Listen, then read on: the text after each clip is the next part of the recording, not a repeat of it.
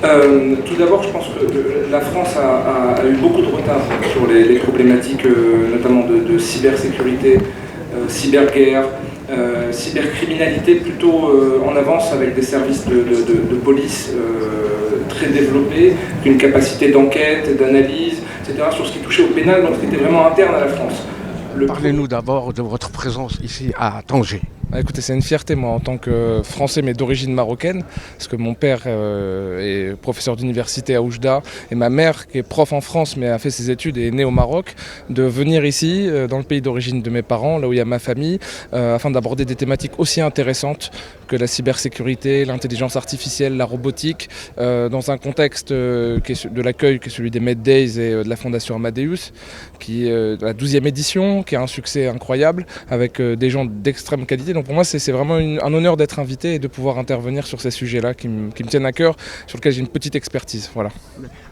Dites-nous comment vous avez négocié la transition de ce qu'on peut appeler l'événement du 1er mai et votre retour à la vie civile, sociétale. Bon, d'abord, il y a eu un choc au moment de cette affaire ou pseudo-affaire qui est vraiment une affaire politico-médiatique franco-française et la volonté tout de suite de rebondir, de ne pas se laisser abattre et donc je me suis dit je vais monter une entreprise parce que j'ai toujours eu cette fibre entrepreneuriale, j'ai souvent bossé pour les autres et je me suis dit je vais peut-être bosser pour moi-même dans un domaine qui m'intéresse et peut-être aussi dans un autre pays que la France et très intéressé par les problématiques sécuritaires, intelligence économique, intelligence stratégique, et en même temps par l'Afrique, le Moyen-Orient et ma famille d'origine marocaine. Pour moi, ça ne pouvait pas se faire ailleurs qu'au Maroc. Donc j'ai monté ma compagnie en novembre 2018 à Marrakech, qui s'appelle Comia.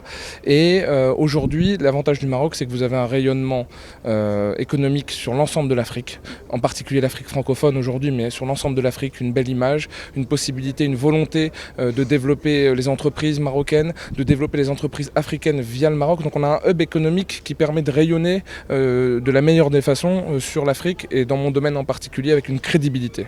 Voilà. Pour revenir à votre vie politique, est-ce que vous confirmez que vous allez vous présenter aux municipales prochaines à Saint-Denis? Alors pour l'instant je ne le confirme pas, je dis juste que j'étudie vraiment très sérieusement la question et dans les semaines je vais arrêter le suspense dans les semaines qui arrivent, une fois que l'équipe sera vraiment constituée, je le dirai vraiment très prochainement. Mais ça va dans ce sens? Ça va dans ce sens pour l'instant, tout à fait. Parlez-nous un peu de la politique sécuritaire en Afrique et le rôle que joue le Maroc. Le Maroc aujourd'hui il a une position stratégique et dominante dans les domaines de la sûreté et de la sécurité. C'est l'expertise, ce que fait Sa Majesté le roi du Maroc au niveau de la sécurité et dans son pays et au profit des autres pays partenaires comme la France, la Belgique, les États-Unis d'Amérique qui d'ailleurs il y a 15 jours dans un rapport, le département d'État américain a souligné les efforts considérables et la capacité des Marocains à transmettre des informations, à assurer leur propre sécurité, mais comme étant un partenaire privilégié dans le domaine de la lutte contre le terrorisme, de la lutte contre la radicalisation, de la lutte contre la cybercriminalité. Tout ça, ça a été évoqué dans un rapport noir sur blanc du département d'État américain. Je pense qu'il n'y a pas besoin d'aller au-delà dans le développement quant aux relations avec l'Europe. Je pense à la Belgique, je pense à la France, je pense à l'Espagne. Le Maroc a toujours été un partenaire privilégié, un partenaire sérieux, qui sait aujourd'hui, dans un environnement un peu compliqué en Afrique, des fois, notamment sur le domaine sécuritaire et terroriste, vraiment faire preuve de fermeté et surtout être à la pointe dans ce domaine aux yeux de ses partenaires, étant un partenaire très très crédible. Voilà. And so, I think when